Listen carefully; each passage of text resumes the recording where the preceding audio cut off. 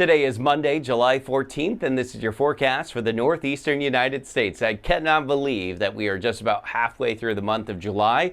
It's been a hot and humid weather pattern, and that continues for this week as well. Here are your weather headlines on this Monday morning. We do have some stormy weather in the Northeast today. So far today, that rain is still out over central New York and central Pennsylvania. But as the day progresses, that'll move off to the east, and it'll move through New York City later on this evening. There could be some locally heavy rain, so we'll keep an eye on that. There's plenty of moisture in the atmosphere. There's no doubt about it. You can feel it, and that hot and humid weather is going to continue for just about this entire week.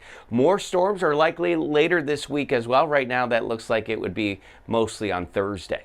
So as we look at our forecast in the New York City metro, we are starting off in the 70s with humid conditions. It'll be a bit steamy this afternoon. That 83 probably feeling more like 90.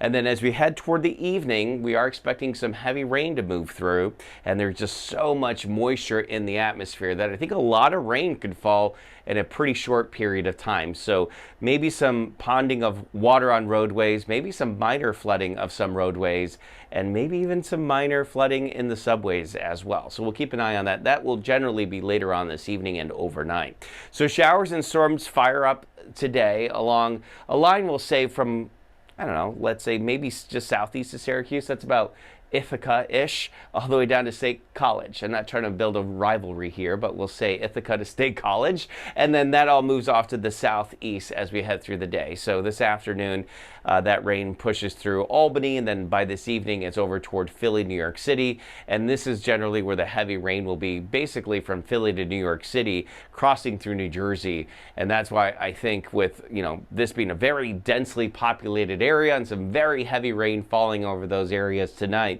it could be a little bit of a mess on some of the area roads later on tonight. So this nearly stationary front is moving off to the southeast very slowly, but that's the focal point for some heavier rain showers. So I think even tomorrow morning in New York City will still be drying out, or trying to, from some of those heavier showers. They'll linger for a little bit, and then the rest of Tuesday into Wednesday will dry out, and our next round of showers and storms comes in on Thursday. Notice the overnight lows. This is important to note because it kind of gives you an idea of how much moisture is in the air. We can't cool down when there's a lot of moisture in the air. It just doesn't happen.